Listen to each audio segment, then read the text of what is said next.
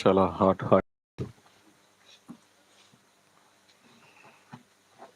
అయినా దేవుణ్ణి ప్రేమించి విచ్చేసినటువంటి సహోదరులు సహోదరుమణులు మరి విశ్వాసులైన మీ అందరికీ కూడా నా హృదయపూర్వక వందనాలు తెలియపరుచుకుంటున్నా.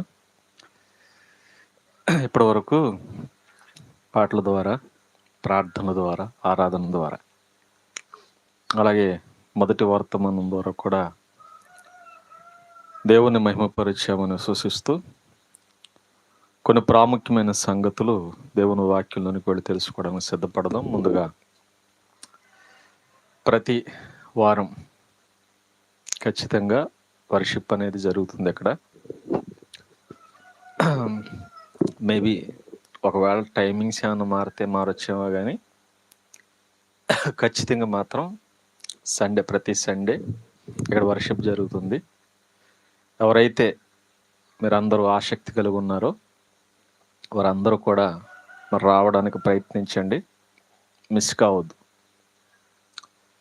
ఎందుకంటే భక్తి అనేది ఎలా పడితే అలా చేసేది కాదు, నేర్చుకుంటూ తెలుసుకుంటూ దేవునిలో బలపడుతూ ముందుకు వెళ్ళాల్సింది. కాబట్టి మనకు తెలిసిందే భక్తి అనుకుంటే అది మూఢ భక్తి అవుతుంది. మనకు తెలిసిందే ఆరాధన అనుకుంటే అది మూఢ ఆరాధన అవుతుంది. కాబట్టి దేవుని యొక్క విశేషమైన సంగతులు తెలుసుకుంటూ, అందుకే కొన్ని విషయాలు దేవుని వాక్యంలో మనల్ని హెచ్చరిస్తూ ఉంటాడు. మనం మారు మనసు పొంది మన మనసు అట నూతన మగుట చేత రూపాంతరం చెందాలి. మనం రూపాంతరం చెందేంత వరకు మారుతూనే ఉండాలి. ఇంక మనం ఎవరూ రూపాంతరం చెందలేదు కాబట్టి మారడానికి మనకి ఏం కావాలో దేవుని వాక్యం మనకు నేర్పిస్తుంది. పర్లేదండి, ఎక్కడికైతే ఏంటి, మేము ఎక్కడో చోట వెళ్ళిపోతామంటే మీ ఆత్మలకు మీరే ఉత్తరవాదులు. ఎందుకంటే ప్రతి ఒక్కరి ఆత్మ వారి ఆధీనంలో ఉంటుంది కనుక మీ ఆత్మను మీరు రక్షించుకోవాలి. ఆ ఆత్మను రక్షించుటకు శక్తి కలిగిన వాక్యం చాలా ప్రాముఖ్యమైనది కనుక వాక్యం నేర్చుకోవడానికి సిద్ధపడండి. ఇక తమ్ముడు చెప్పినట్టుగా ఈ వర్షిప్ ఎలా జరుగుతుంది అనేది కొన్ని విషయాలు చెప్పాడు. నాకు తెలిసి నెలలో మొదటి వారం, ఎందుకంటే ఇది ఫస్ట్, కానీ నా ఉద్దేశం అయితే నెలలో మొదటి వారం ఆరాధన అంటే ఆరాధన పూర్వకంగా, స్తుతిపూర్వకంగా దేవుని చేయడం. రెండోది ఏంటంటే రెండవ వారం ప్రార్థన పూర్వకంగా ప్రార్థన యొక్క విశిష్టతను తెలుసుకుంటూ వర్షిప్ చేయడం. మూడవది హెచ్చరిక, ఎందుకంటే భయంతో ఆరాధించడం. మొదటిది ఆయన మహిమను తెలుసుకుని ఆరాధించడం, రెండవది ఆయన ప్రార్థిస్తూ ఆరాధించడం. హెచ్చరిక జరిగినప్పుడు భయం రావాలి మనకి, భయంతో ఆరాధించడం. నాలుగవది పశ్చాత్తాపంతో దేవుణ్ణి ఆరాధించడం. మ్యాక్సిమం 4 వీక్స్ ఉంటాయి కాబట్టి మంత్లీ ఈ ప్రాసెస్ అనేది ఉంటుంది. కాబట్టి దేవుని సన్నిధిలో ఇట్టి రీతిగా ముందుకు వెళ్ళాలి. ఒకవేళ మేబీ, ఎందుకంటే ఈ మంత్ అయితే 5 వీక్స్ వచ్చినాయి, అలా ఒకవేళ 5 వీక్స్ వస్తే దాంట్లో ఒక స్పెషల్ దేవుణ్ణి ఎలా మళ్ళీ బైబిల్లో నుంచి ఒక విశిష్టతను తెలుసుకోవడానికి మనం ప్రయత్నిద్దాం. కాబట్టి ఈ విషయంలో మీరందరూ జ్ఞప్తికి ఉంచుకుని మరి దేవుని సందులో బలపడాలని కోరుకుంటూ చిన్న ప్రార్థన చేసుకుని దేవుని వాక్యంలోనికి వెళదాం. ప్రార్థన. దయగలిగిన మా కన్న తండ్రి, మీ ఉన్నతమైన మహోన్నతమైన నామమును బట్టి తండ్రి మిమ్మల్ని స్తుతిస్తూ కీర్తిస్తూ మహిమపరుస్తున్నాం తండ్రి. మా బ్రతుకు దినాల్లో తండ్రి మీరు చేసిన ప్రతి మేలును బట్టి కృతజ్ఞతాస్తులు చెల్లిస్తున్నాం తండ్రి. మీ సన్నిధిలో కూడి వచ్చిన మీ బిడ్డలను జ్ఞాపకం చేసుకోండి తండ్రి. ఇక్కడ చక్కటి అవకాశం మాకు అనుగ్రహించారు. ఈ స్థలం ఏదైతే ఉందో తల ముందు మీ సన్నిధిని ఉంచండి, మీ చూపును ఉంచండి తండ్రి. మేమందరమును మీ కనుసన్నంలో, మీ ప్రసన్నతలో మిమ్మల్ని స్తుతిస్తూ మీ గురించి తెలుసుకుంటూ ముందుకు సాగగలిగే ధన్యత మాకును మా అందరికీ దయచేయండి ఒకవేళ ఏమైనా పొరపాట్లు జరుగుంటే మన్నించండి. మమ్మల్ని మేము తండ్రి సరిదిద్దుకోలేము గనుక తండ్రి మీరే తండ్రి సరిదిద్ది మమ్మల్ని నడిపించమని కోరుకుంటూ ఈ సమయమును మమ్మల్ని మీ చేతులకు అప్పగించుకుంటున్నాం. మా బ్రతుకులకు మా ఆత్మీయతకు అవసరమైన సంగతులు మీ వాక్యము ద్వారా మాకు వినిపించమని క్రీస్తు నామములో ప్రార్థించి అడిగి వేడుకొనుచున్నాము తండ్రి, ఆమేన్. ప్రభునందు ప్రియులారా, అసలు వర్షిప్ అంటే ఏంటి అని అడిగామనుకోండి, నాకు తెలిసి క్రైస్తవ సమాజం దగ్గర సరైన సమాధానం ఉండదు అని అనుకుంటున్నాను. ఇక చెప్పాలంటే సీనియర్ మోస్ట్ క్రిస్టియన్స్ దగ్గర కూడా సరైన సమాధానం ఉండదు. ఎందుకంటే చాలా మందిని అడిగితే చెప్పిన సమాధానం ఏంటో తెలుసా? కృతజ్ఞత అంటారు. కృతజ్ఞత ఆరాధన ఒకటి కాదు. కృతజ్ఞత వేరు, ఆరాధన వేరు. కృతజ్ఞత అంటే ఏంటంటే దేవుడు మన బ్రతుకు దినాల్లో చేసిన మేలును బట్టి ఆయన స్తుతించడం. ఏదో ప్రార్థించాం మనకు కావాలని, మన అక్కర్లు ఎరిగిన దేవుడు ఆ అక్కర తీర్చినప్పుడు ఆయన చేసిన కార్యమును బట్టి కృతజ్ఞత స్తుతులు చెల్లిస్తాం. దేవా, నేను అడిగాను, నువ్వు నాకు ఇచ్చావు. ఇది కృతజ్ఞత, ఇది ఆరాధన కాదు. మరి ఆరాధన అంటే ఏంటి అంటే, ఆరాధన అనేది నువ్వేం చేయకపోయినా, ఇంకా చెప్పాలని నీకు దేవుడు ఏమీ చేయకపోయినా నువ్వు ఆరాధించాలి. ఎలా ఆరాధించాలంటే ఒక విషయం చెప్తాను. ఫిల్మ్ యాక్టర్లు ఉంటారు చూసారా, సినీ నటులు, వాళ్ళకి అభిమానులు అనేవాళ్ళు వర్షిప్ చేస్తారు. మీరు గమనించండి, ఈ సినిమా యాక్టర్లని అభిమానించే అభిమానులు ఎవరైతే ఉన్నారో వాళ్ళని ఆరాధిస్తారు. అందుకే వాళ్ళ కటౌట్లకి పాలాభిషేకాలు చేస్తారు, పూలదండలు వేస్తారు, పూలు చల్లుతారు. ఇక అవసరమైతే వాళ్ళ కోసం చచ్చిపోవడానికి కూడా సిద్ధపడిపోతారు. ఇప్పుడు నేను అడుగుతున్నా, ఆ సినీ నటులు ఎవరైనా చేశారా? ఏమైనా పోనీ కనీసం వీళ్ళ ముఖమైన వాళ్ళకి తెలుసా? వీళ్ళ పేరైన వాళ్ళకి తెలుసా? తెలియదు. ఏమీ తెలియదు వాళ్ళకి. ఇంకా చెప్పాలంటే వేళేళ్ళు వాళ్ళ ముందు నిలబడినా గెంటేస్తారు. అయినా కానీ నేను బడి చచ్చిపోతాడు. ఏం చేశాడు? నీకు ఏమైనా భోజనం పెట్టాడు ఒక పూట? లేదు. పోనీ కానీ బట్టలు కొని ఇచ్చాడా? లేదు. నీకేమన్నా పూలు పళ్ళు అని ఇచ్చాడా? లేదు. పోనీ హాస్పిటల్లో ఉంటే ఏ రోజైనా చూడడానికి వచ్చాడా? లేదు. అవసరమైతే వాడి సినిమాకి వెళ్ళి ఈడే కాళ్ళు చేతులు ఎరగొట్టుకుని హాస్పిటల్కి వెళ్తాడు తప్ప వీడి కోసం వాడు ఎప్పుడు రాడు. అయినా ఏం చేస్తాడు? ఆరాధిస్తాడు. ఏంటి అంటాడు? గొప్పోడు. వీడి దృష్టికి అతను ఎవరో తెలుసా? గొప్పోడు. మా హీరో గొప్పోడు. దానికోసం డైలీ అందరితో గొడవ పడతాడు వీడు. ఎవరో ఒక ఆయన ఎవరో మాట్లాడుతున్నాడు, ఏంటి, నువ్వు మా అమ్మను తిట్టు ఒప్పుకుంటాను, కానీ మా హీరోని తిడితే మాత్రం ఒప్పుకోనండి. ఇది పిచ్చి, ఇది పిచ్చి. ఏం చేయకపోయినా ఆరాధించాడు. ఎందుకంటే గొప్పగా ఎప్పుడైతే మనం ఫీల్ అవుతామో ఇప్పుడు ఆరాధిస్తాం. అసలు దేవుని మనం ఎప్పుడు ఆరాధిస్తాం తెలియాలంటే కొన్ని విషయాలు మనకు అర్థం కావాలి. వర్షిప్ గురించి రాయబడుతున్న సందర్భంలో మనం వెళ్ళి చూడగలిగితే, పరలోకంలో జరుగుతున్న ఒక ఆరాధన దేవుడు యెషయా గారికి చూపిస్తూ ఉంటాడు. యెషయా గారు కళ్ళు తెరిపించడానికి ఆ రోజు పరలోకమందు జరుగుతున్నటువంటి ఆరాధనని చూపిస్తుంటాడు. ఇంకా చెప్పాలంటే మనకు కూడా చూపిస్తున్నాడు. మీరు చూడండి, దేవుణ్ణి ఎలా ఆరాధించాలో మనకు అర్థమవుతుంది. ఎక్కడ ఈ సందర్భం మనకు కనబడుతుందంటే యెషయా గ్రంథం 6వ అధ్యాయంలో. యెషయా గ్రంథం 6వ అధ్యాయంలో పరలోకమందు జరుగుతున్న ఆరాధన చూపిస్తున్నాడు. ఈ ఆరాధన చూసి మనం ఎలా చేయాలో కొన్ని విషయాలు నేర్చుకోవాలి. ట్రై చేద్దాం. మొదటి వచనం నుంచి రాయబడుతున్న మాట మీరు చూడగలిగితే, రాజైన ఉజ్జియా మృతి పొందిన సంవత్సరం అట. ఒక ఆయన చనిపోయాడు. ఎవరైనా? రాజుగారు, ప్రజల్ని పరిపాలిస్తున్నటువంటి రాజుగారు. మీరు గమనించండి, నాయకులకి ప్రజలకి ఒక అవినాభావ సంబంధం ఏర్పడిపోతుంది. నాయకుల మీద మనకు తెలియకుండానే అభిమానం ఏర్పడిపోతుంది. అవునా కాదా? ఖచ్చితంగా నాయకుల మీద అభిమానం ఏర్పడుతుంది.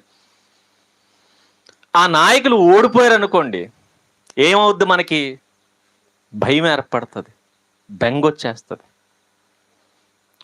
2019లో అనుకుంటా టీడీపీ ఓడిపోయింది. టీడీపీ కార్యకర్తలు కావచ్చు, లేదంటే పార్టీ శ్రేణులు కావచ్చు, అందరూ ఏం చేశారు తెలుసా? భయం, బెంగ, అయ్యో మా పార్టీ ఓడిపోయింది, బాధ, ఓడిపోతేనే బాధ. తర్వాత 2024 టీడీపీ గెలిచింది, వైసీపీ ఓడిపోయింది. ఇప్పుడు ఈ వైసీపీ కార్యకర్తలు, వైసీపీ పార్టీ శ్రేణులు, నాయకులు, వీళ్ళందరూ ఏం చేస్తున్నారు? అయ్యో మా పార్టీ ఓడిపోయింది. మీరు గమనించండి, ఓడిపోతేనే బాధ. ఇంకా చెప్పాలంటే వాళ్ళని ప్రేమించే వాళ్ళు ఉన్నారు, వీళ్ళని ప్రేమించే వాళ్ళు ఉన్నారు. ఎవరు ఎవరినైతే ప్రేమిస్తున్నారో వాళ్ళ మీద ఖచ్చితంగా అభిమానం పెంచేసుకుంటారు. ఓడిపోతే చాలా ఫీల్ అయిపోతారు. ఇంకా చెప్పాలంటే వాళ్ళు ఓడిపోయిన రోజున చాలా మంది భోజనం కూడా మానేసిన వాళ్ళు ఉంటారు. ఇది పరిస్థితి. నాయకులు ఓడిపోతేనే మనుషులు ఏడుస్తారు. మరి చచ్చిపోతే, ప్రజల్ని పరిపాలించిన నాయకులు చనిపోతే, వాళ్ళతో అనుబంధం పెంచుకున్న నాయకులు చనిపోతే పరిస్థితి ఎలా ఉంటుంది మీరు గమనించండి. ఫర్ ఎగ్జాంపుల్, రాజశేఖర రెడ్డి గారు చనిపోయారు. ఏం జరిగింది? ఆయన ప్రేమించిన చాలా మంది చచ్చిపోయారండి. ఇది చచ్చిపోయారు, బెంగ, ఆయనే చచ్చిపోయాడు, ఇక మా బ్రతికేంటి, మా జీవితం ఏమైపోతుంది? ఎందుకంటే మనం పాలించేవాడు లేడు అన్న ఆలోచన రాగానే భయంకరమైన అనిశ్చిత ఏర్పడుతుంది. ఫర్ ఎగ్జాంపుల్, ఎప్పుడైనా మీరు గమనించండి, ఇంట్లో తలకాయ ఉంటుంది చూసారా? తలకాయ అంటే ఓడతలకాయ, మేక తలకాయ కాదు, కుటుంబ పెద్ద, ఆ పెద్దను తలకాయ అంటారు. ఆ తలకాయ అలా ఉన్నంతసేపు మనకు చాలా ధైర్యంగా ఉంటుంది. అది అమ్మ కావచ్చు, నాన్న కావచ్చు, ఎవరైనా కావచ్చు, తాత కావచ్చు. ఒక తల నెరిసిన ఒక తలకాయ మనకు కనబడుతున్నప్పుడు, వాళ్ళ అనుభవాలు మనం చూస్తున్నప్పుడు, వాళ్ళు ఉన్నంతసేపు చాలా ధైర్యంగా ఉంటుంది మనకి, భరోసాగా. వాళ్ళు లేరనుకోండి, చనిపోయారు అనుకో, కుటుంబం అంతా ఒక బాధ, ఒక భయం, ఒక బెంగ, రేపు నుంచి ఏంటి పరిస్థితి. కుటుంబ నాయకులు చచ్చిపోతేనే బాధపడతాం, అలాంటి దేశ నాయకులు చచ్చిపోతే ఇంకెంత బాధ ఉంటుంది, ఇంకెంత భయం ఉంటుంది. రాజశేఖర రెడ్డి గారు పరిపాలించిన కాలం ఎంత అంటే సుమారు ఒక 5 ఏళ్ళు అండి. 5 ఏళ్ల మీద ఒక 2 నెలలు 3 నెలలు అనుకుంటా, తర్వాత ఆయన కాలం అయిపోయింది, చనిపోయాడు.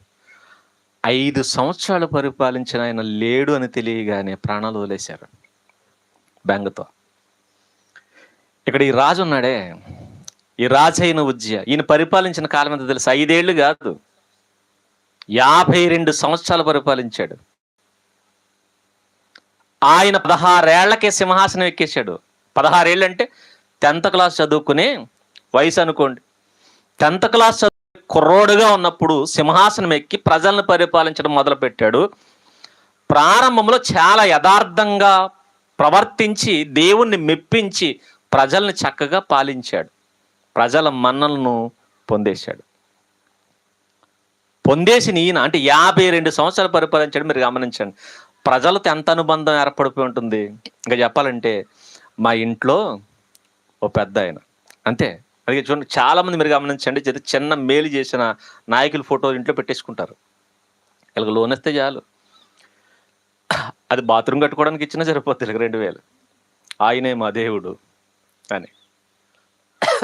ఏంటి అంతే, చిన్న మేలు చేసిన మనుషులు మర్చిపోరు, ఆ నాయకులు ఫోటోలు పెట్టేసుకుంటారు. అలాంటిది చాలా సంవత్సరాలు ఇశ్రాయేలును న్యాయంగా పరిపాలించాడు ఆయన. అంటే ప్రజల మనసుల్లో ఎంత తిష్ట వేసేసి ఉంటాడో మీరు గమనించండి. అలాంటి ఆయన చచ్చిపోయాడు. చనిపోయిన తర్వాత పరిస్థితి ఎలా ఉంటుంది? మా పరిస్థితి ఏంటి? నాయకుడు చచ్చిపోతే ఆషామాషి అనుకోకండి. అంతెందుకు, పరిపాలన చేస్తూ చేస్తూ చనిపోయాడు ఆయన, రాజశేఖర రెడ్డి గారు. రాష్ట్రం ఏమైంది? 2 మొక్కలైంది. ఇప్పటికీ మనకు దిక్కు లేదు. అన్యాయం జరిగింది ఎవరికి అనుకున్నారు? మనకే. మన రాష్ట్రం ఇటు కాకుండా పోయింది, మిగిలిన వాళ్ళు బాగానే ఉన్నారు. ఎటు కాకుండా ఆంధ్రప్రదేశ్ ఇప్పటికీ దిక్కులేదు. ఏం చేయాలో అర్థం కావట్లేదు. ఏంటి పరిస్థితి? రాజధాని ఏదంటే ఏమీ లేదు. ఏం కనపడుతున్నాయి అక్కడ? మొన్నదాకా ముళ్ళతొప్పలు కనపడు, ఇప్పుడైతే నీళ్ళు కనపడుతున్నాయి మునిగిపోయి. రాజధాని ఎదురు అదిగా అయ్యే ముళ్ళతొప్పలు, అయ్యే నీళ్లు. ఇదంతా ఎందుకు జరిగింది తెలుసా?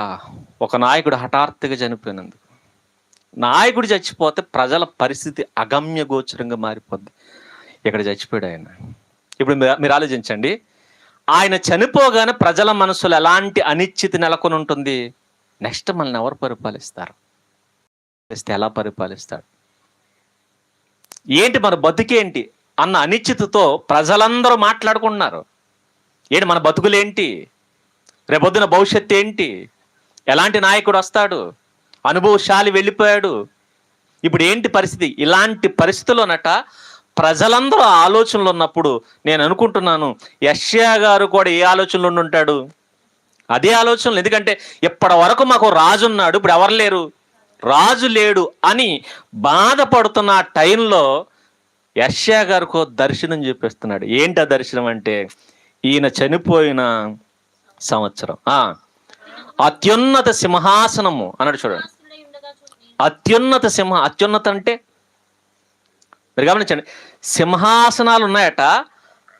ఇక అత్యున్నత సింహాసనం అంటే అర్థం ఏంటంటే ఇక ఆ సింహాసనమే పైన ఉంది, ఆ సింహాసనం పైన ఇంకేమీ లేవు. మీరు గమనిస్తే ఆ కాలంలోనే కావచ్చు, ఈ కాలంలోనే కావచ్చు, ఏ కాలంలో అయినా కింద నుంచి పై వరకు సింహాసనాలు ఉంటాయి. ఎక్కడి నుంచి ఎక్కడి వరకు సింహాసనం అంటే అధికారం. వార్డు మెంబర్ గారు కూడా అధికారమే, నెక్స్ట్ ప్రెసిడెంట్ గారిది అధికారమే. ఈ వార్డు మెంబర్ పైన ఉన్న సింహాసనం ఏంటి తెలుసా, ప్రెసిడెంట్ గారు. ప్రెసిడెంట్ గారి పైన ఉన్న సింహాసనం ఏంటి తెలుసా, మండల ప్రెసిడెంట్ గారిది. ఆయన పైన ఉన్న సింహాసనం ఏంటి తెలుసా, ఎమ్మెల్యే గారిది. ఆయన పైన ఉన్న సింహాసనం ఎంపీ గారిది. ఆయన పైన ఉన్న సింహాసనం ముఖ్యమంత్రిది. ఆయన పైంది ప్రధానమంత్రిది. ఆయన పైది రాష్ట్రపతి. అక్కడతో మన భారతదేశంలో సింహాసనాలు అయిపోయినాయి. కానీ ఇవే కాదట, భూమి మీద ఒక సింహాసనం పైన ఇంకోటి ఇంకోటి ఇంకోటి ఇంకోటి ఎలాగైతే ఉందో ఇక్కడి నుంచి ఆయన చూపిస్తున్నాడు. ఇదిగో ఈ సింహాసనాలన్నిటికంటే ఒక సింహాసనం పైన ఉంది అంటే అర్థం ఏంటి తెలుసా, వీళ్ళందరి మీద అధికారం కలిగిన ఒక ఆయన ఉన్నాడు.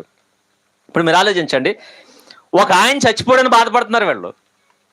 ఎవరు చనిపోయారు? ఇంకా నన్ను అడిగితే ఈ ఉజ్జియా వార్డు మెంబర్తో సమానం దేవుని దృష్టికి. మరి ప్రజలకి అమ్మో మా దిక్కేమైపోయింది, మా దిక్కును కోల్పోయిన ఏళ్ళు ఫీల్ అవుతున్నారు. ఆయన అంటున్నాడు, ఒరే ఆ సింహాసనాన్ని చూస్తున్నాం, ఆ సింహాసనం పైన ఇంకో సింహాసనం ఉంది, ఆ సింహాసనం మీద నేనున్నాను, నన్ను చూడవేంటి నువ్వు, ఎవరిని చూసి కుమిలిపోతున్నావు? ఉజ్జియా చచ్చిపోయాడని బాధపడిపోతున్నావు, కానీ ఉజ్జియా చనిపోయాడని చూస్తున్నావు. కానీ ఉజ్జియా పైన అందరికంటే పైన నేనున్నాను, నేను చావను, ఎప్పటికీ అలాగే ఉంటాను, నేను ఓడిపోను, నేను ఎప్పటికీ ఇలాగే ఉంటాను. మీరు గమనించండి, ఒకవేళ అందరిలా మీరు భయపడవలసిన అవసరం లేదు. క్రీస్తుని నమ్ముకుంటే, క్రైస్తవ్యంలోనికి మీరు వచ్చుంటే, క్రైస్తవుడుకున్న భరోసా ఏంటి తెలుసా, ప్రపంచమంతా కొట్టుకుపోతున్నా వీడు మాత్రం పరుపేసుకుని పడుకుంటాడు. ఎందుకో తెలుసా, ఈడు నమ్ముకున్నవాడు పైన ఉన్నాడు. బెంగేం లేదు, భయమేం లేదు. ఇదిగో ఒకవేళ ఈ లోక నాయకులు నమ్ముకుంటే ఈ వరదల్లో పులిహార పట్లాలు పెడతారో పెట్టరో అని డౌట్ మనకి. మొన్న ఎట్టారట విజయవాడలో బిర్యానీలు. ఆ బిర్యానీలు తినలేక ఏమొచ్చినాయట, కంపు వచ్చినాయట. ఇలా కంపు కొట్టే బిర్యానీలు పెడతారు. కానీ మన దేవుడు ఎలా అంటాడు తెలుసా, పొద్దుడిది సాయంత్రం కూడా ఉంచడం. ఏలియా గారికి పొద్దున్నే పంపించలేదు ఫుడ్, పొద్దుడికి సాయంత్రం దాచికి తినని. ఫ్రెష్ హాట్గా హీట్గా ఉంటుంది అన్నమాట. మళ్ళీ పైగా సర్వెంట్లు ఎవరు? కాకులు.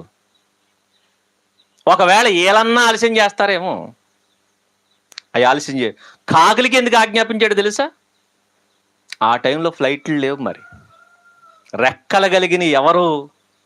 కాకులు. ఇప్పుడైతే ఫ్లైట్లో వేస్తున్నారట, షిప్పుల్లో వేస్తున్నారట. కాదు, ఆయన అంటాడు ఫ్లైట్లు మీకు కావాలేమో, నాకు బోల్డ్ అన్నాయి. ఏంటవి? ఆ రోజు కాకులే ఫ్లైట్లు. ఆ ఫ్లైట్లో ఆహారం పంపించాడు. ఎవరి దగ్గరికి? ఏలియా దగ్గరికి. ఇక్కడికి ఒక ఫ్లైటే రావట్లేదు మనకి, హెలికాప్టర్. కానీ అక్కడ ఎన్ని పంపించాడు? కాకోలం అన్నాడు. అవునా? కాకోలము కాకోలం కాకోలం తెచ్చినాయట ఎప్పటికప్పుడు. అందుకే మీరు గమనించండి, కరువు టైంలో ఏలియా గారు ఏమైనా భయపడ్డా? భయపడ్డా. ఎందుకు? ఏలియా గారు కింద ఉన్న సింహాసనాలు చూడ్డు. మరి ఏ సింహాసనం చూస్తాడు? పైన సింహాసనం. మీరు ఆలోచించండి, చాలా మందికి జగన్ గారు ఓడిపోగానే బెంగడేసుకున్నారు, ఎట్టుకోలేదా? ఎందుకు బెంగడేసుకున్నారు? మీరు పైన సింహాసనం చూడరు. మీరు ఎంతసేపు మన చూపులు ఎక్కడో తెలుసా? కిందే. అయ్యో మన ఎమ్మెల్యే గారు గెలవలేదండి, అయ్యో మన ప్రెసిడెంట్ గారు గెలవలేదండి. ఎంతసేపు నువ్వు ఎక్కడ చూస్తే పైన సింహాసనం ఎప్పుడు చూస్తావు? ఆయన ఏమన్నాడు తెలుసా? ఒరే కిందన్న మనుషులు బట్టి ఎందుకు చేస్తున్నారు పైన? అందుకే మరలా చెప్తున్నాను, ఒకవేళ మన ఇంట్లో పెద్ద దిక్కే లేకుండా పోయినా అంటాడు, నువ్వు వాళ్ళని చూస్తున్నావు కదా, నీకు పెద్ద దిక్కుని నేను ఉన్నాను రా. నన్ను ఎలా మర్చిపోతున్నారు? నీకు తల్లినిచ్చింది నేనే, నీకు తండ్రినిచ్చింది నేనే, నీకు భర్తనిచ్చింది నేనే, నీకు పిల్లల్నిచ్చింది నేనే. వాళ్ళేరని ఏడుస్తావేంటి? ఎవ్వరు లేకపోయినా నేనున్నాను. తన స్థిరత్వాన్ని చూపిస్తున్నాడు చూడండి, తన నిత్యత్వాన్ని చూపిస్తున్నాడు. ఏంటంటే ఇదిగో నేనున్నాను. రాజు చచ్చిపోయాడు, రారాజు మాత్రం చనిపోయాడు. రాజులు చచ్చిపోతారేమో, ఆయన రారాజు, రాజులకు రాజు ఎప్పటికీ అలాగే ఉంటాడు. ఆయన సింహాసనం ఏ సింహాసనం తెలుసా? అత్యున్నత సింహాసనం. ఇంకా చెప్పాలంటే ఆయన పైన ఇంకొక అధికారి ఎవడు లేడు. ఇది చెప్తున్నాడు యెషయా గారికి. చూసాడట. నెక్స్ట్, ఆసీనుడై ఉండగా ఆయన చొక్కాయి అంచులు దేవాలయమునకు నిండుకొని. నెక్స్ట్ ఏం చూపిస్తున్నాడు? చొక్కాయి అంటే డ్రెస్ ఎప్పుడు మీరు గమనించండి, దేని గుర్తు తెలుసా? డ్రెస్ గౌరవానికి గుర్తు. అందుకే పెళ్లి వస్త్రాలు ఉంటాయి చూసారా, వాళ్ళు స్పెషల్ ఏంటి ఆ రోజు పెళ్లి చేసుకునే వాళ్ళకి? ఆ బట్టలే. అందుకే మేలు ముసుగేసుకుని, ఆ మేను ముసుగుతో పెళ్లి కూతురు ఎంత పొడుగుంటుందో చూసారు, ఎంత పొడుగేసుకుంటే అంత రాయల్టీ అన్నమాట. అందుకే చూడండి, మహారాణులు ఉంటారు చూసారా, ఈ మహారాణులు ఒకవేళ వాళ్ళు వెళ్తుంటే వెనకాల ఏమంటారు దాన్ని, ఆ మేను ముసుగు వెనకాల మోస్తుంటారు అండి కింద పడకుండా. అది ఎంత పొడుగుంటే అంత రాయల్టీ అనమాట, అంత ఏమంటారు దాన్ని, స్టేటస్. ఇప్పుడు ఈయన చొక్కా గురించి మాట్లాడుతున్నాడు. ఏంటి? దేవాలయం మొత్తం నిండిపోయిందట. దేవాలయం మొత్తం అంటే మీరు గమనించండి ఎలాంటి స్టేజ్లో ఉన్నాడు. ఒకటి, ఆ సింహాసనం అత్యున్నత సింహాసనం. ఆయన వేసుకున్న డ్రెస్ ఎలాంటిది తెలుసా? ఒక రాయల్టీ డ్రెస్ వేసుకున్నాడు. ఎలాంటి డ్రెస్ వేసుకున్నాడు? ఇంకా ఆ డ్రెస్ అట మొత్తం నిండిపోయిందట. ఎప్పుడైతే డ్రెస్ నిండిపోయిందో, దేవదూతలకు నిలబడితే ఏం తగులుతుంది? అందుకే నిలబడలేదు, దేవదూతలు ఎగురుతున్నాయి.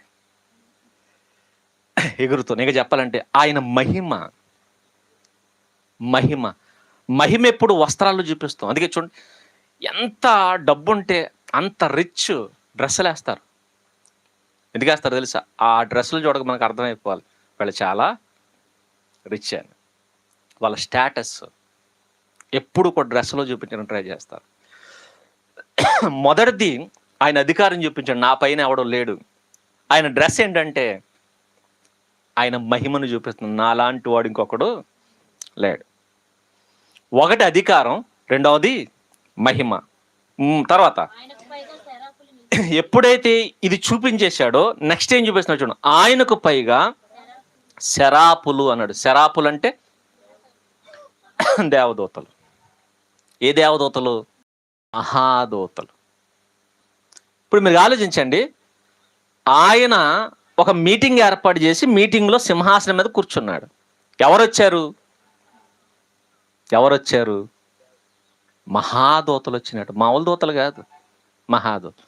మీరు ఆలోచించండి, ఈ మధ్యకాలంలో దేవుని దగ్గరికి మహానుభావులు రావట్లేదు. మరి ఎవరు వస్తున్నారు? దేవుడు ఎవరికి మహారాజులు వస్తారా? రారు. మహారాజులు రారు, మహామంత్రులు రారు. ఇంకా మహా ఏంటి, రాజులు రారు, మంత్రులు రారు. ఇంకా డబ్బున్నవాడు కూడా దేవుని దగ్గరికి రాడు. కాస్త డబ్బున్నవాడు ఎందుకులే, మనమే రాము. నాకు తెలిసి వచ్చి వారానికి ఎంతమంది ఉంటారు నా ఆలోచన ఉంది నాకు. ఫస్ట్ వారం కాబట్టి అన్ని ముఖానికి అలా కనబడిపోదాం అనే వాళ్ళు కూడా ఉంటారు. నా కోసం అయితే ఎప్పుడు రాకండి. నేను అదిగే చెప్తున్నాను. ఎవరు వస్తారో తెలుసా? ఆయన మహిమను చూసిన వాడు వస్తాడు. ఆయన మహిమను చూసి ఎవడు ఆరాధిస్తాడో తెలుసా? ఆయన మహిమను చూసిన వాడు ఆరాధిస్తాడు. మనం ఎందుకు రావట్లేదు తెలుసా? ఆయన మహిమ మన కంటికి కనపడతాయి కదా, అందుకే రాము మనం.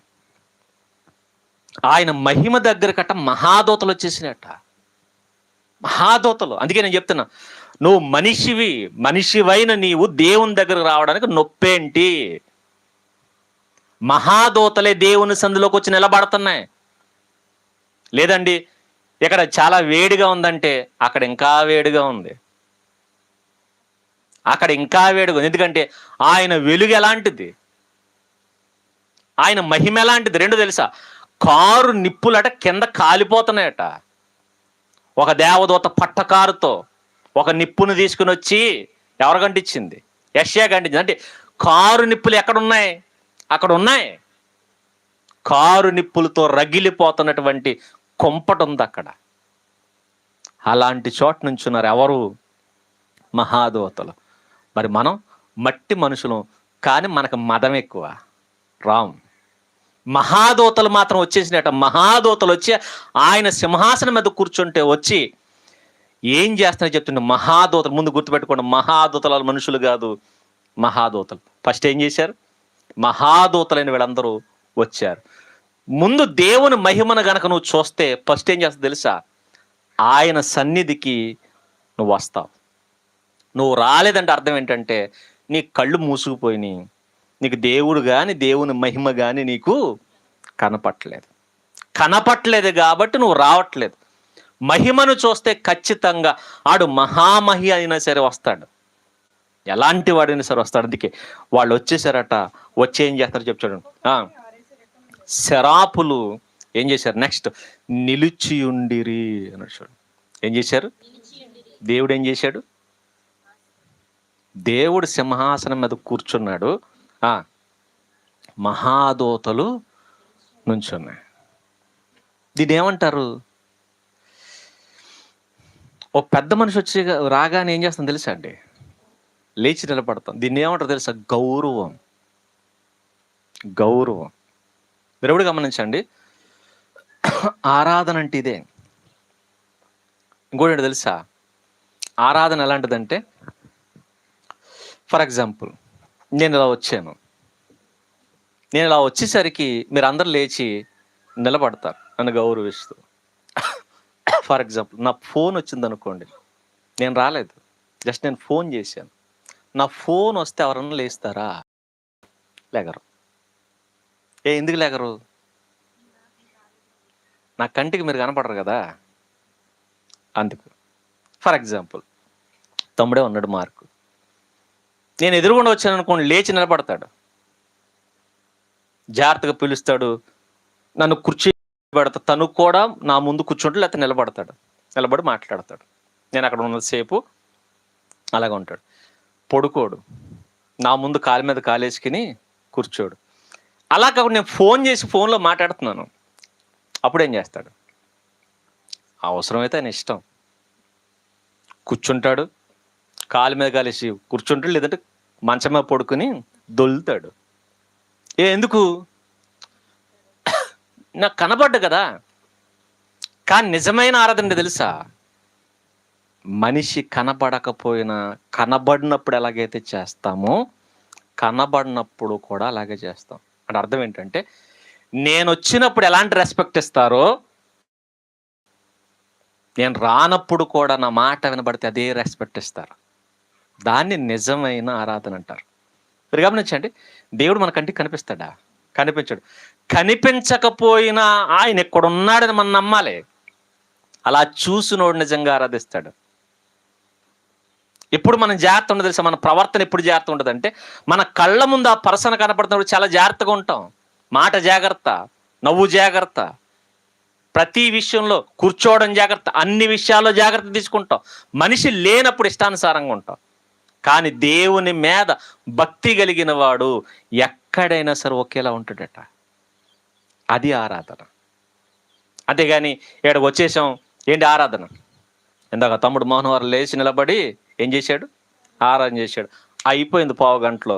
అంతసేపు రెస్పెక్ట్ ఇస్తాం, తర్వాత వదిలేస్తాం అని కాదు. ఇది ప్రాక్టికల్గా చూపించేది. కానీ ప్రతిసారి అదే భావన ఉండాలి మన లోపల. దేవుడు అంటే అదే రెస్పెక్ట్ ఉండాలి. అప్పుడు ఎలాగైతే లేచి నిలబడ్డామో, అప్పుడు ఎలాగైతే మన పద్ధతి. ఎందుకంటే మీరు చూడండి, చర్చిలో ఉన్నంతసేపు చాలా కరెక్ట్గా ఉంటాం మనం.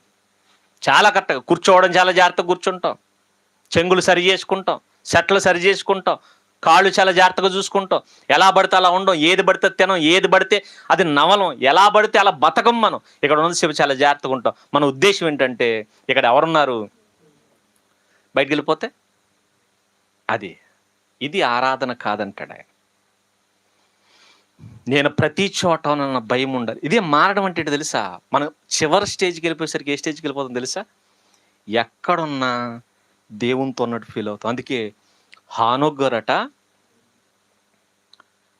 దేవునితో నడిచాడట. అంటే ఎక్కడికి వెళ్తే అక్కడికి దేవుడు వచ్చేసాడు. అంటే ఇంకా చెప్పాలంటే ఆయన ఎక్కడికి వెళ్తున్న పక్కన ఎవరున్నట్టుగా ఫీల్ అయ్యాడు? ఆయన దేవుని చూశాడు ఆయన. అది ఆ స్టేజ్కి వెళ్ళాలి భక్తి అంటే. మనం చర్చికి వస్తే ఉంటాడు, చర్చి బయటికి వెళ్తే ఉండడు. ఇది మన బతుకు. అప్పుడు ఆరాధించలేం మనం. అందుకే మీరు గమనించిన గౌరవం ఎలాంటి గౌరవం అంటే, మహాదూతలైన వీళ్ళు వచ్చారు. రెండవది నిలబడ్డారట. ఎందుకు నిలబడ్డారు? ఆయన ముందు కూర్చునే అర్హత మాకు లేదనుకున్నారు. ఇంకా చెప్పాలంటే మహాదూతల దగ్గర ఏం రాశాడు? శరాపులు అన్నాడు కదా. శరాపులు. శరాపులు అనగానే ఏలో మామూలు మనుషులు కాదు, మామూలు దూతలు కాదు. శరాపులు అన్నదానికి మీనింగ్ ఏంటంటే ప్రకాశవంతమైన దూతలట వీళ్ళు. అంటే అర్థం ఏంటంటే దూతల్లో రకాలు ఉన్నారు, క్యాడర్స్ ఉన్నారు. వీళ్ళు ఎలాంటి వాళ్ళు అంటే ప్రకాశవంతమైన దూతలట. వాళ్ళ వెలుగు ఎలా ఉంటుందంటే మహా విపరీతంగా ప్రకాశిస్తుంది. మండిపోతున్నటువంటి దూతలు వీళ్ళు. మండిపోతున్న అంటే వాళ్ళ వెలుగు ఎలా ఉంటుందంటే చిన్న ప్రకాశంతంగా ప్రకాశించేటటువంటి దూతలు వీళ్ళు. అలా మహిమ కలిగిన దూతలు. ఆయన మహిమ స్వరూపి, వీళ్ళు కూడా ఎవరు? మహిమా దూతలు. మహిమా దూతలు ఆ మహిమ కలిగిన వాడు ముందు కూర్చోలేకపోతున్నారట. పైగా ఏం సామాన్యులు కాదు. ఆయన మహిమ కలిగిన వాడు, వీళ్ళ కూడా ఎవరు? మహిమ కలిగిన వాళ్ళే. వీళ్ళకి అపవాదుకున్న తేడా ఏంటి తెలుసా? అపవాది ఏమనుకున్నాడు? ఆ సింహాసనం మీద కూర్చోవాలనుకున్నాడు. వీళ్ళు అనుకుంటున్నారు కూర్చోవడం కాదు, ఆ సింహాసనం మీద కాదు, అసలు మా సింహాసనాల మీద కూడా నువ్వు ఉన్నంతసేపు మేము కూర్చోం. నువ్వెక్కడా మేమెక్కడా? చూడండి ఎంత గౌరవం ఉంది చూడండి. వాడు అనుకుంటున్నాడు దేవుడు లేకపోగానే దేవుని సింహాసనం కూర్చుందామని అపవాదం అనుకుంటుంది. కానీ ఈ ప్రకాశవంతమైన దూతలు అనుకున్నాయట ఆయన ఉన్నప్పుడు మన సింహాసనాల మీద కూడా మనం కూర్చోకూడదు. ఇది రియల్ వర్షిప్. ఎంత ఎంత జాగ్రత్తగా వర్షిప్ చేస్తున్నారు చూడండి. ఇంకేమంటారు చూడండి. ఒక్కొక్కరికి 6 రెక్కలు ఉన్నాయి. ప్రతివాడు 2 రెక్కలతో ముఖం మూసుకున్నాడు. ముఖం ఎప్పుడు మూసుకుంటాం? ఎప్పుడు మూసుకుంటా చెప్పండి? ముఖం ఎప్పుడు మూసుకుంటాం? మనం పడుకుని నిద్రపోతున్నాం అనుకోండి. తెల్లారి పొద్దున్నే లేచి మీరు పడుకుని నిద్రపోతున్నప్పుడు మీ ఆవిడ లైట్ వేసింది అనుకో, అప్పుడు ఏమనిపిస్తుంది మనకి? చిరాకు వస్తుంది. ఫస్ట్ ఏం చేస్తాం అని ఫస్ట్ ముఖం మూసుకుంటాం. తర్వాత ముందు లైట్ తీ అంటారు. ఎప్పుడైతే వెలుగు మన ముఖం మీద పడుతుందో, మనం చూడలేనంత వెలుగు ఎప్పుడైతే ఉంటుందో ముఖం మూసుకుంటాం. లేదు సూర్యుడు వంక కరెక్ట్గా సూర్యుడు వైపు చూసేటప్పుడు ఏం చేస్తాం చెప్పండి? ఖచ్చితంగా ముఖం మూసుకుంటాం. ఎందుకంటే ఆ వెలుగు మనం చూడలేక ముఖం మూసుకుంటాం. ఒక టార్చ్ లైట్ తెచ్చి మీ కళ్ళకేసాను అనుకోండి, ఏం చేస్తారు? ముఖం మూసుకుంటాం. ముఖం ఎప్పుడు మూసుకుంటాం అంటే ఆ వెలుగు చూడలేనప్పుడు, నెంబర్ 1. రెండోది సిగ్గుపడినప్పుడు. సిగ్గుపడినప్పుడు కూడా ఏం చేస్తాం? ముఖం మూసుకుంటాం. ఈ రెండు కారణాలు బట్టి ముఖం మూసుకుంటాం. ఇక్కడ మీరు గమనిస్తే వీళ్ళ ముఖం మూసుకున్నారు. ఎందుకు మూసుకుంటున్నారు అంటే దేవుని యొక్క ప్రసన్నత ఏదైతే ఉందో, ప్రకాశం ఏదైతే ఉందో ఆ వెలుగు చూడలేకపోతున్నారట. ఎవరు నెక్స్ట్? వాళ్ళు ఎవరు? వాళ్ళ శరాపులు. నెక్స్ట్ వాళ్ళ స్థితి ఏంటి? ప్రకాశవంతం. అంటే ఏలే వెలిగిపోతుంటారు, వెలిగిపోతున్న వాళ్ళు వెలుగు చూడలేకపోతున్నారట.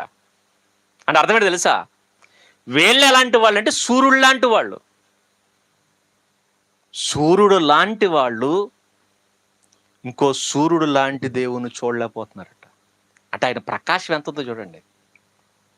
ఆయన ప్రకాశం ఎంత ఉందో అసలు, ఆయన వెలుగు ఎలాంటిది అసలు మీరు ఆలోచిస్తే చూడండి. ఏలే వెలిగిపోతున్నటువంటి దూతలు, ప్రకాశం మండిపోతున్నటువంటి దూతలు. అంటే అర్థం ఏంటంటే ఒక నక్షత్రం ఇంకో నక్షత్రాన్ని చూడలేనట్టు. నక్షత్రం ఇంకో నక్షత్రాన్ని చూడగలదా? చూడగలదు. ఎందుకంటే దాని స్థాయి దీని స్థాయి ఒకటే. నా స్థాయి అవతల వ్యక్తి స్థాయి ఒకటే అయినప్పుడు మా ముఖముఖాలు చూసుకోగలం.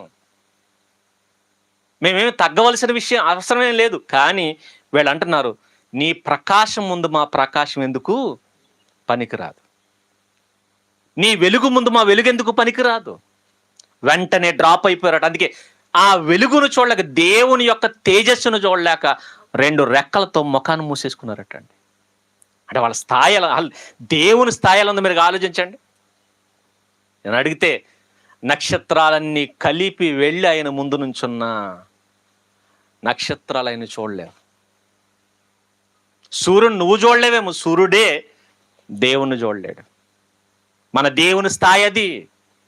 ఆయన చిన్నోడు కాదు. ఎలాంటి వాడంటే ఇదిగో మండిపోతున్నటువంటి శరాపులు కూడా, ప్రకాశవంతమైన శరాపులు కూడా ఆయన చూడలేక ముఖం మూసేసుకునేంత తేజోమయుడు, అంత గొప్పోడు. అందుకే ఆయన ప్రకాశం చూడలేక మూసేసుకునేటండి. రెండవది, 2 రెక్కలతో తమ కాళ్ళను మూసేసుకున్నాడు. కాళ్ళు ఎందుకు మూసుకున్నాయి? ఎందుకు మూసుకున్నాయి? సిగ్గు. సిగ్గు. సిగ్గు ఎప్పుడు వస్తుంది చెప్పండి? మనకి సిగ్గు ఎప్పుడు వస్తుంది? తప్పు చేసినప్పుడు వస్తుంది. ఎప్పుడు సిగ్గుపడుతుంది తెలుసా? తప్పు చేసినప్పుడు. ఇప్పుడు నేను అడుగుతాను, దేవదూతలు ఏమైనా తప్పు చేసినాయా? తప్పు చేయని దేవదూతలు ఎందుకు సిగ్గుపడి మూసుకుంటున్నాయి? తమ శరీరాన్ని ఎందుకు మూసేసుకుంటున్నాయి? పైగా వెలిగిపోతున్న దేవదూతలు, ప్రకాశవంతమైన దేవదూతలు ఎందుకు మూసేసుకుంటున్నాయి? ఎందుకు మూసుకున్నాయి తెలుసా? మనం ఎప్పుడు సిగ్గుపడతాం? తప్పు చేసినప్పుడు. రెండవది, మన స్థాయి తగ్గిపోయినప్పుడు సిగ్గుపడతాం. ఫర్ ఎగ్జాంపుల్, ఇక్కడ ఉన్న వాళ్ళందరూ మంచి పట్టుబట్టలు కట్టుకుని వచ్చారు. నేను ఒక్కడిని మొతక బట్టలు కట్టుకొచ్చాను అనుకోండి, ఏం చేస్తాను చెప్పండి? ఏం చేస్తాం? సిగ్గుపడతాం. పోనీ నేనేం తప్పు చేశానా? బట్టలు వేసుకుని వచ్చాను, కానీ మీ స్థాయికి నా వస్త్రాలు సరిపోవట్లేదు. అక్కడ సిగ్గుపడతాం. అక్కడ సిగ్గుపడతాం. మీరు ఏదో పెళ్ళికి వెళ్ళారు, అక్కడ అందరూ పట్టుబట్టలు కట్టుకున్నారు, బంగారం మెడలో వేసుకుని వచ్చేసారు. మీరు మాత్రం నలిగిపోయిన చిరిగిపోయిన చీర కట్టుకుని వెళ్ళారు. ఏమవుద్ది? సిగ్గుపడతారు. అందుకే కొంతమంది చూడండి, ఒకవేళ అలాంటి పరిస్థితి వస్తే అక్కడ ఉండరు, వెంటనే వచ్చేస్తారు. స్థాయి అంటే మన స్థాయికి మించిన వాళ్ళని చూసినప్పుడు ఖచ్చితంగా సిగ్గుపడతాం. సిగ్గుపడతాం. ఎక్కడైనంతే, ఎక్కడైనంతే. ఎక్కడో కూడా ఎందుకు సిగ్గుపడతా తెలుసా? ఆయన మహిమ ముందు వీళ్ళ మహిమ ఏమైపోయింది? చిన్నదైపోయింది. ఎందుకు మూసేసుకున్నా తెలుసా? వాళ్ళ మహిమ ముందు వీళ్ళ మహిమ చిన్నదైపోయింది. చిన్నదైపోయింది. అందుకు సిగ్గుపడుతున్నాయి. ఇంకోటి అంటే ఒక విషయం చెప్తా. ఇనప మొక్క ఉంది, మంటలో పెట్టి కాలుస్తున్నాం అనుకోండి, ఎలా వస్తుంది? ఎర్రగా వచ్చేది. బొగ్గు కూడా ఎలా వస్తుంది తెలుసా? కాలిస్తే ఎర్రగా వస్తుంది. ఈ 2 రంగులు మీరు గమనించండి. 2 ఎలా ఉన్నాయంటే ఏం చెప్తాం? అది ఎరిపే, ఇది ఎరిపే. కానీ దీని కలర్ ఏంటో తెలుసా? దేని కలరు? బొగ్గు కలరు నలుపు. ఇంకా చెప్పాలంటే బంగారాన్ని కూడా దేంట్లో అగ్నిలో వేసి కలిస్తే ఏ రంగులోకి వస్తుంది? ఎరుపే. మీరు ఆలోచిస్తే బంగారం చల్లారిన అదే రంగులో ఉంటుంది, బొగ్గు కాలుతున్నంతసేపు ఆ రంగు ఈ రంగు ఒకటే. కానీ ఎప్పుడైతే చల్లారిందో బొగ్గు రంగు, ఒరిజినల్ రంగు బయటకు వచ్చేస్తుంది. దేవదూతల సిగ్గేంటి తెలుసా? మేము బొగ్గు లాంటి వాళ్ళు. ఈ ప్రకాశం ఎవరిచ్చారు? ఇంకా చెప్పాలంటే నీ వెలుగు చేత మేము వెలుగుతున్నాం. అదే కదా, చంద్రుడికి వెలుగు లేదట, సూర్యుని వెలుగు తీసుకుని వెలుగుతుందట. దేవదూతలు ఎలా వెలుగుతున్నాయి? దేవుని మహిమను తీసుకుని వెలుగుతున్నాయి. ఆయన మహిమ చేత వెలుగుతున్నాయి. ఎవరో లేనప్పుడు, అంటే చెప్పాలంటే దేవుడు లేనప్పుడు ఇవే గొప్పవే, కానీ దేవుడు ఉన్నప్పుడు దేవుడే గొప్పవాడు. వీళ్ళ స్థాయి చిన్నదైపోయి చూడండి. అంటే అర్థం ఏంటంటే మేము బొగ్గు లాంటి వాళ్ళం. అందుకే కిందకు వచ్చేసరికి పట్టకారుతో ఏం తీసుకొస్తున్నాయట? బొగ్గు. అంటే అర్థం ఏంటి తెలుసా? కింద బొగ్గు ఎరుపుగానే ఉంది, పైన దూతలు ఎర్రగా మండుతున్నాయి. రెండిటికి తేడా ఏంటంటే తేడా ఏం లేదు. ఇది దేవుడు వెలిగిస్తే వెలిగిని, దూతలు ఆయన వెలిగిస్తే వెలుగుతున్నాయి. వీటిలో ఏ గొప్పతనము లేదు. ఆ సంగతి వాళ్ళకి అర్థమైంది. మీరు ఎప్పుడు గమనించండి, దేవుని మహిమ చూసినప్పుడు మన స్థితి ఏంటో మనకు తెలిసిపోతుంది. దేవుని మహిమ చూడనంతసేపు మనకు మనమే గొప్పడు. అందుకే ఎక్కువ శాతం మంది నోట్లో ఒక మాట ఉంటుంది, నేను ఎవరో తెలుసా అని. ఎవడో? నువ్వెవడో నీకు తెలియాలంటే దేవుని మహిమ చూడు. దేవుని మహిమ చూస్తే తెలిసిపోద్ది. మనం ఎవరని చెప్పండి, చెప్పండి, మనం ఎవరు? మట్టి. మట్టి. ఇంకా చెప్పాలంటే అబ్రహాం గారు అడిగితే ఆయన అంటాడు, నేను దుమ్ము ధూళి. ఇక మట్టి అయినా కాస్త వెయిట్ ఉంటుంది. మట్టి అయినా కాస్త వెయిట్. నేను దుమ్ము ధూళి అన్నాడు చూడండి. అంటే ఎలాంటి మాటలు మాట్లాడుతున్నాడు చూడండి. నేను దుమ్ము.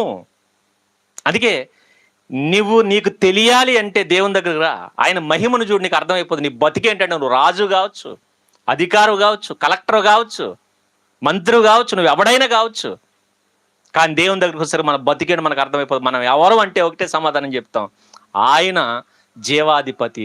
మరి నేను మట్టి, నేను దుమ్ము, నేను ధూళి. నీ బతుకు నీకు తెలియాలంటే దేవుని మహిమను చూడాలి. లేదు, ఎప్పుడు చూసినా అర్థమే చూసుకున్నావు అనుకోండి, నీ కంటికి నువ్వే గొప్పగా కనపడతావు. అందుకే మన కంటికి మనం గొప్పగా కనపడుతున్నంత సేపు మన బతుకులు మారో.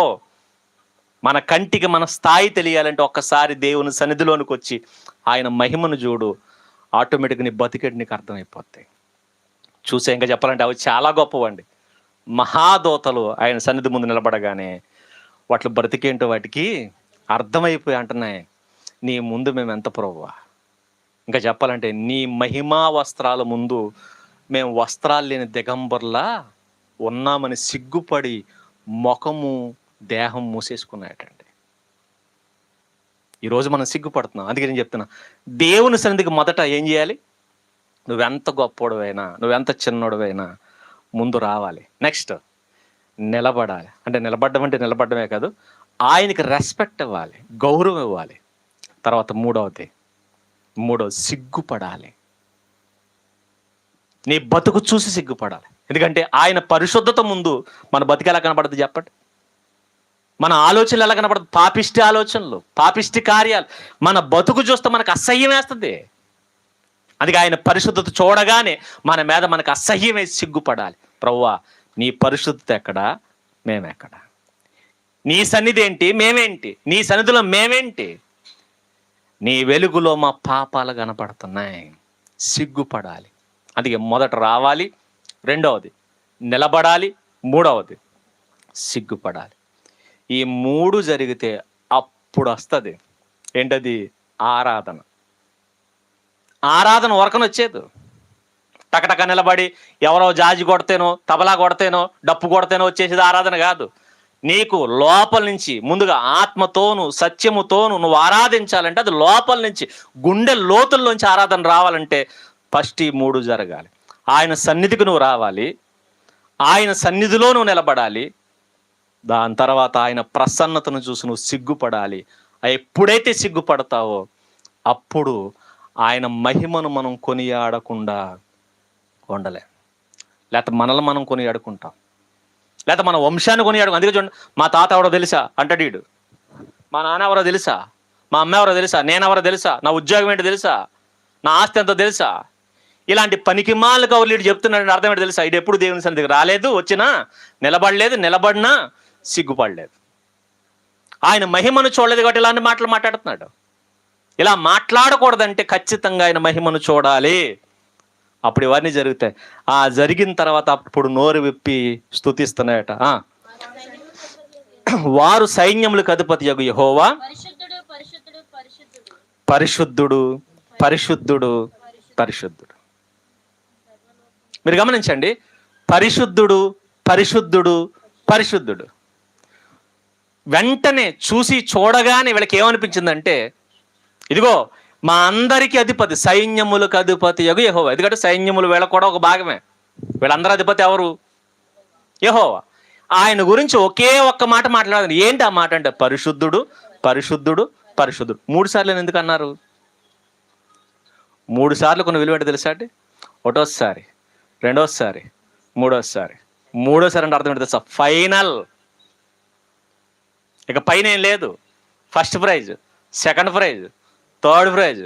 అక్కడది ఏంటి? థర్డ్ ప్రైజే last. First class, second class, third class, ఆ తర్వాత ఫోర్త్ క్లాస్ కూడా ఉంటుందా? చదువుకోవడానికి ఉంటాయి, చదివి పాస్ అయినోడికి ఉండవు. థర్డ్ క్లాస్ అంటే ఆర్డినరీ. ఇక అదే ఫైనల్. ఇక్కడ ఒక స్టేట్మెంట్ అంటే, ఇదిగో ఈయనే పరిశుద్ధుడు, ఇంకో పరిశుద్ధుడిక లేడు, ఈయన తప్ప ఇంకో పరిశుద్ధుడు లేడు. పరిశుద్ధుడు, పరిశుద్ధుడు, పరిశుద్ధుడు. రెండవది ఫైనల్. ఇక మరొకటి ఏంటో తెలుసా? తండ్రి, కుమార, పరిశుద్ధాత్మ. అక్కడ ఎంతమంది ఉన్నారు? 3. వాళ్ళు చెబుతున్న మాట ఏంటంటే, ఇదిగో ఆయన పరిశుద్ధుడు, ఈయన పరిశుద్ధుడు, ఈయన పరిశుద్ధుడు. ఈ త్రిత్వమై ఉన్న దేవుడు పరిశుద్ధుడు, పరిశుద్ధుడు. చూడండి, మనసు లోపల నుంచి వచ్చేసినట్టు పరిశుద్ధుడు, పరిశుద్ధుడు, పరిశుద్ధుడు, పరిశుద్ధుడు అన్నారు. చూడండి, పరిశుద్ధుడు. సర్వలోకము ఆయన మహిమతో నిండి ఉన్నదని గొప్ప స్వరముతో ఏం చేస్తున్నారు చెప్తున్నారు. చూడండి, గానము, గాన ప్రతిగానాలంటే, గానము, ప్రతి అంటే యాజ్ ఇట్ ఈజ్గా జిరాక్స్ అన్నమాట. జిరాక్స్ ఏమంటాం మనం? ప్రతి అంటే గానమునకు ప్రతిగానం. వాళ్ళు ఏదైతే చెప్పారో వీళ్ళు కూడా అదే చెప్తున్నారు. అది ఎప్పుడు చెప్తాను తెలుసా? నేను చెయ్యను అనుకోండి, మీరు కూడా ఎప్పుడు అంటారు? మీరు ఫీల్ అయినప్పుడు అంటారు. మీ నోటి నుంచి కూడా మాట వచ్చింది. నేను అంటున్నాను, ఎవరికి? మార్క్కి చెయ్యి అన్నాను. నేను అన్నానని చెప్పి మీరు అనరు. ఒకవేళ అనాలనిపించిన, ఒకవేళ ఇష్టం లేకుండా అన్నారనుకోండి, నేను జయ్యని గట్టిగా అంటే మీరు ఉయ్యి అన్నట్టు ఉంటుంది. లోపల ఎక్కడో అక్కడ ఎప్పుడు మనం హానెస్ట్గా ఎప్పుడు మాట్లాడతాం తెలుసా? చెప్పాలండి, నిజంగా మాట్లాడేది చాలా గట్టిగా వస్తుందండి, నిజంగా చెప్పేది. అందుకే జయధ్వనులు ఏవైతే ఉంటాయి, చిన్నగా ఉంటాయి, గట్టిగా ఉంటాయి, చాలా గట్టిగా ఉంటాయి. ఎందుకో తెలుసా? జయధ్వనులు ఎప్పుడు లోపల నుంచి వచ్చేస్తూ ఉంటాయి. ఒక దూత అంటుందట, ఆయన పరిశుద్ధుడు. ఇంకో దూత అంటుంది, ఎస్ ఆయన పరిశుద్ధుడు. ఇంకో దూత మాట్లాడుతుంది, ఇదిగో వీళ్ళు ఎలాగైతే స్టెప్పులుగా ఉన్నారో ఒక రౌండ్ మొత్తం, ఇదిగో ఈయన పరిశుద్ధుడు, పరిశుద్ధుడు అనగానే పైనుంచి వాళ్ళంటున్నారు, ఎస్ మీరు చెప్పిన దానికి మేము ఏకీభవిస్తున్నాం, ఆయన నిజంగా పరిశుద్ధుడు. ప్రతిపక్షం ఏమైనా ఉందా? లేదు. మీరు గమనించండి, బాబు గారు మంచోళ్ళని చెప్పండి, వెంటనే ఎవరంటారు? అబ్జెక్షన్ ఎవరా అన్నారు అంటారు. ఎవరు? ప్రతిపక్షం. వాళ్ళ మంచోళ్ళని చెప్పండి, ఎలా ఉంటారు? అబ్జెక్షన్ ఎవరు? ఎలా పడితే అలా మాట్లాడకండి, ఒప్పుకోరు.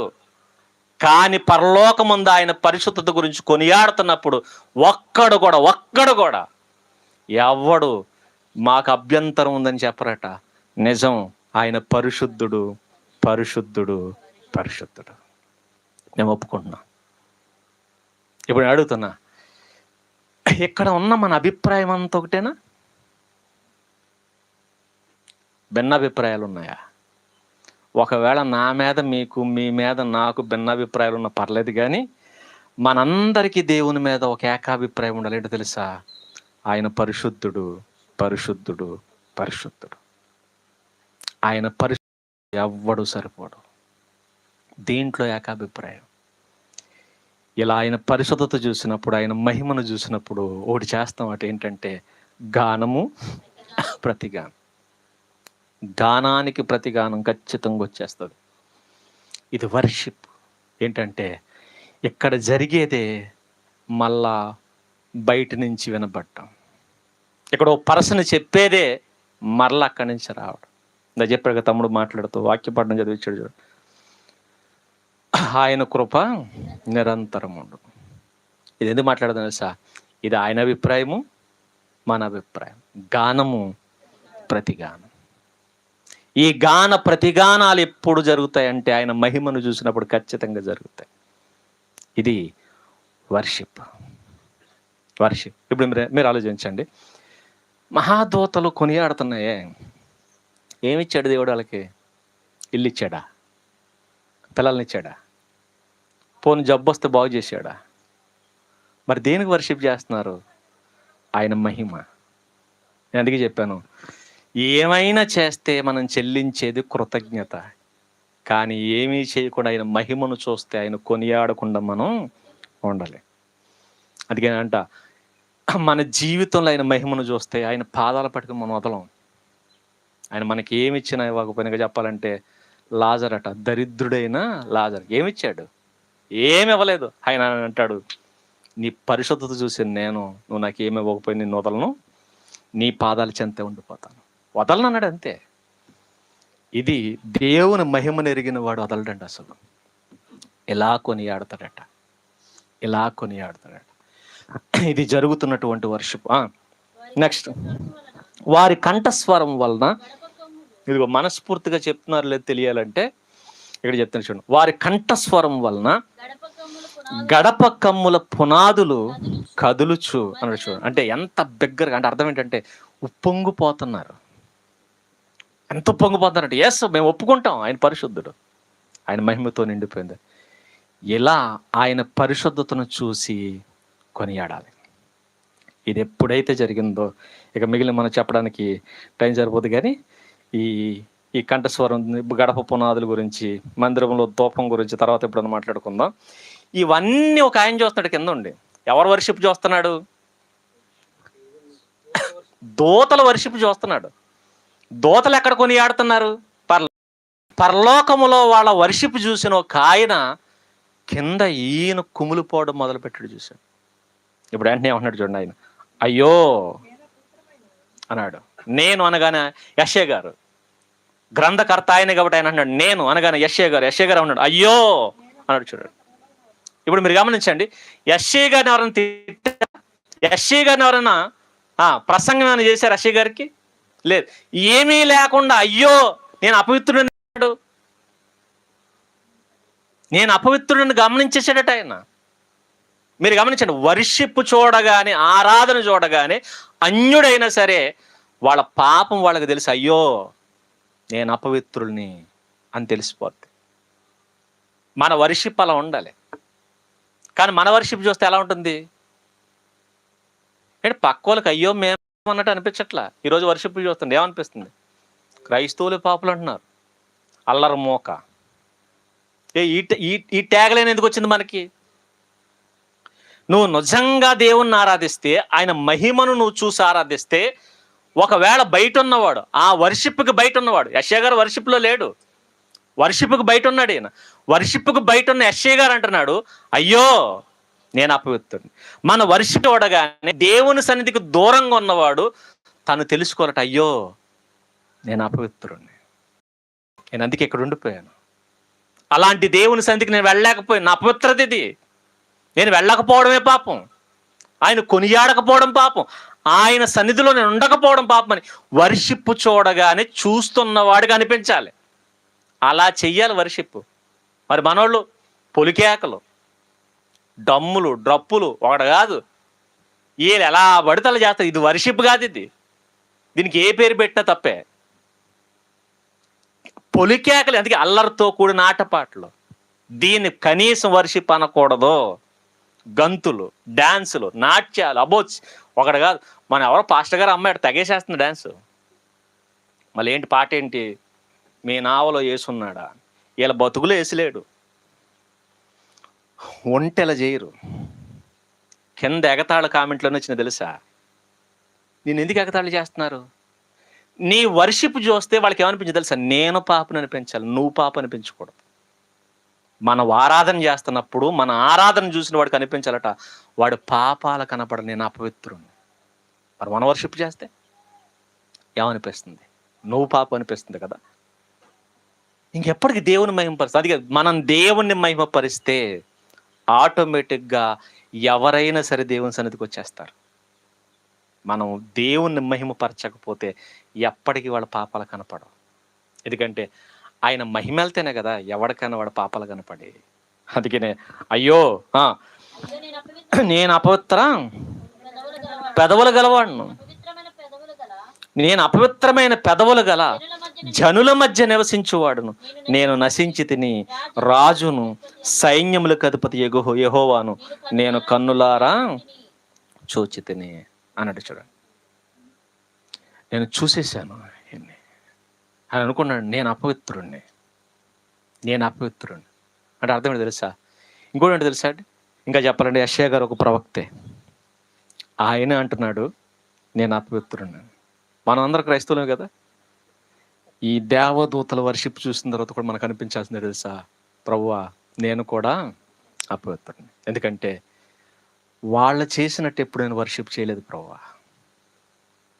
వాళ్ళు పెదాలతో చెప్పట్లేదు, ఇంకా చెప్పాలంటే వాళ్ళ ముఖాలు కనపరుచుకోవడం కూడా చెప్పట్లేదు. మీరు గమనించిన, ముఖాలు మూసేసుకున్నారట, స్వరం వినపడుతుంది తప్ప వాళ్ళ శరీరం కానీ వాళ్ళ ముఖం కానీ ఎక్కడ కనపడట్లేదు.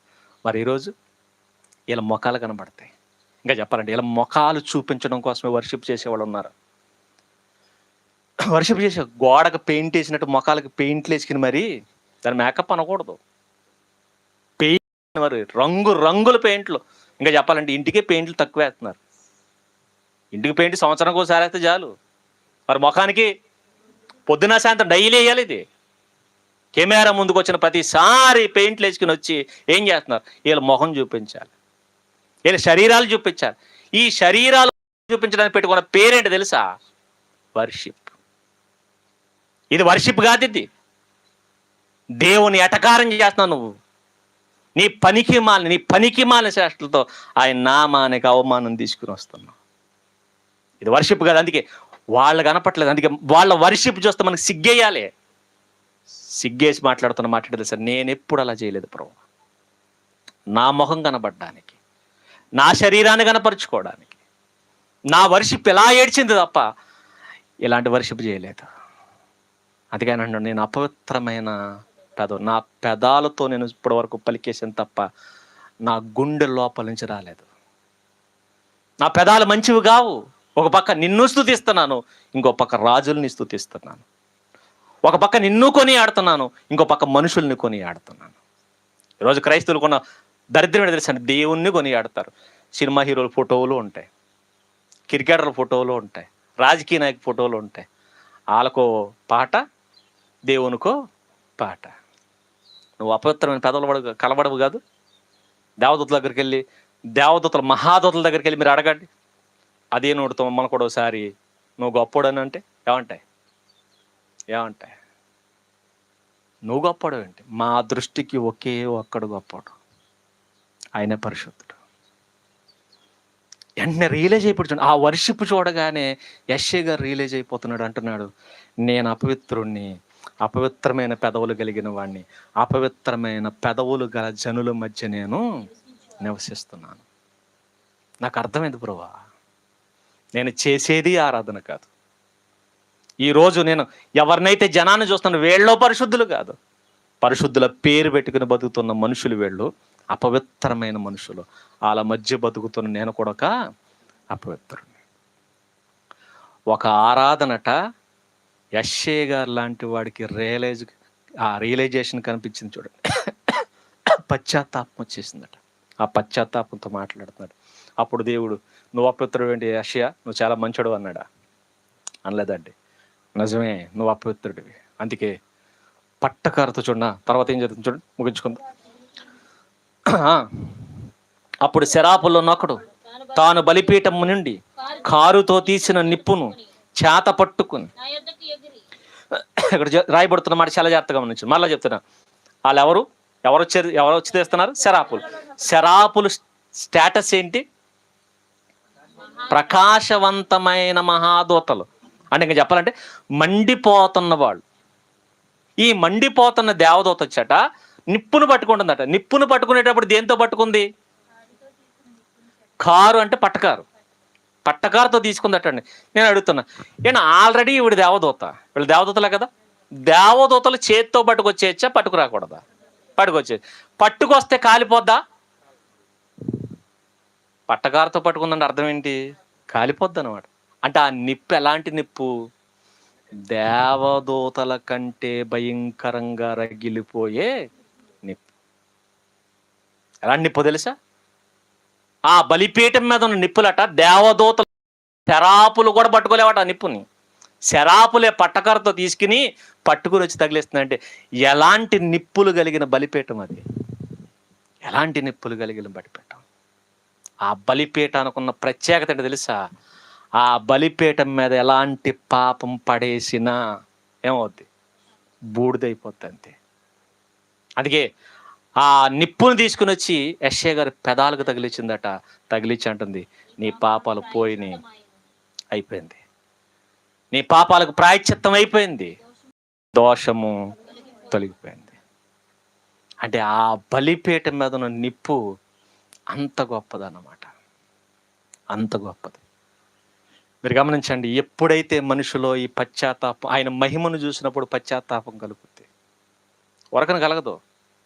నువ్వు ఎన్ని కౌర్లు చెప్పినా ఎదుటి మనుషులో పశ్చాత్తాపం కలగదు. ఎదుటి వాళ్ళలో పశ్చాత్తాపం కలగాలంటే మనం చేయాల్సింది ఒకటే, దేవుని మహిమను వాడికి తెలియపరచు. ఆరాధన దేనికో తెలుసా?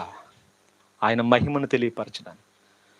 ఆయన మహిమను మనం ఎప్పుడైతే తెలియపరుస్తామో ఎదుటివాడు అనుకుంటాడు, నేను పాపిని, నేను కూడా అలాంటి ప్రసన్నత, అలాంటి సన్నిధి నేను అనుభవించాలనుకుంటాడు. అనుకోగానే పరిగెట్టుకుని వస్తాడు.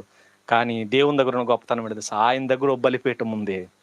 ఆ బలిపీఠం మీద ఒక నిప్పు ఎలాంటి పాపాన్నైనా కడిగేస్తుంది. కాబట్టి ఆయన పిలుస్తున్నాడు. పాత నిబంధనలో బలిపీఠం, మరి ఇప్పుడు క్రీస్తు రక్తము, క్రీస్తు శరీరం. అంతకు మించి రగిలిపోయే ప్రకాశవంతమైన శరీరం ఏది ఉండదు. ఎందుకంటే ఇంకా చెప్పాలంటే బలిపీఠం మీద నిప్పు యెషయా గారి దగ్గరికి వెళ్ళింది. ఈరోజు బలిపీఠం మీద నిప్పు కాదు, సాక్షాత్తు నేను మరలా చెప్తున్నాను, శరాపుల కంటే కూడా బలిపీఠం మీద నిప్పులు ఇంకా పవర్ఫుల్. బలిపీఠం మీద ఉన్న నిప్పుల కంటే అక్కడ కూర్చున్న సింహాసనం మీద కూర్చున్న దేవుడు ఇంకా పవర్ఫుల్. ఆయన ఇంకా రగిలిపోతాడు, ఇంకా మండిపోయే దేవుడు. ఆ దేవుడే భూమి మీదకి వచ్చాడు. ఆయన శరీరమే మనకి నిప్పులుగా మనకు అందరికి అందించాడు, ముక్కలుగా అందించాడు. అక్కడ ఒక నిప్పు మొక్కను తీసుకుని వచ్చింది శరాపు. ఎక్కడ? ఒక సంఘ నాయకుడు సాక్షాత్తు ప్రభు శరీరమే తీసుకుని వచ్చి మీ అందరికి అందిస్తున్నాడు. అక్కడ నిప్పు జస్ట్ పెదాలకు మాత్రమే తగిలింది. కానీ ఇక్కడ క్రీస్తు శరీరం ఏమైపోతుంది తెలుసా? పెదాల దగ్గర ఆగిపోవట్లేదు, మన లోపలికి వెళ్ళిపోతుంది. అక్కడ ఒక నిప్పు, బలిపీఠం మీద ఉన్న నిప్పే పెదాలకు తగిలితే పవిత్రుడైపోతే, మరి క్రీస్తు శరీరం లోపలికి వెళ్ళిపోతుంది కదా నీకు. నువ్వెంత పవిత్రుడవుతావు తెలుసా? నేను పవిత్రపరచడానికి సాక్షాత్తు దేవాతి దేవుడే దిగొచ్చాడు. ఈ సంగతి ప్రతి ఒక్కడికి తెలియాలి. అన్యుడైన ప్రతి ఒక్కడికి తెలియాలి, అలాగే క్రైస్తవుడైన ప్రతి ఒక్కడికి తెలియాలి. ప్రతి ఒక్కడైన మహిమను చూడాలి. మహిమను చూసి, ఆయన ప్రత్యక్షతను చూసి, ఆయన అధికారాన్ని చూసి, ఆయన సన్నిధిలో నిలబడి సిగ్గుపడి ఆయన స్తుతించాలి. పశ్చాత్తాపడిన స్తుతించాలి.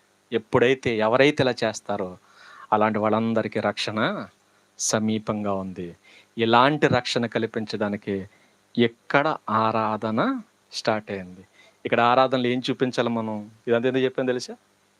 ఆ రోజు పరలోకమందు దేవదూతలు ఎలాంటి ఆరాధన చూపించాయో ఎక్కడ మనం అలాంటి ఆరాధన చూపించాలి.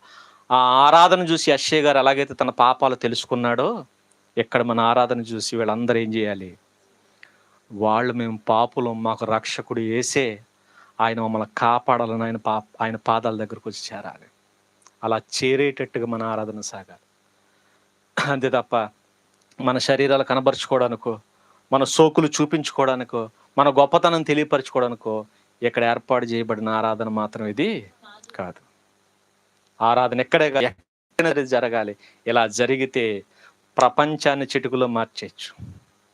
ప్రపంచాన్ని ఆయన మహిమ కనబడితే ఆయన మహిమను చూస్తే మారినవాడు ఉన్నాడు. ఆయన మహిమను తెలియపరచండి. అందుకే నేను మరలా చెప్తున్నాను, ఎంత చెప్పాను కదా, ఎప్పటికీ నేను ఆయన మహిమను సరిగా వివరించలేదు. నేను సరిగా చెప్పలేదు.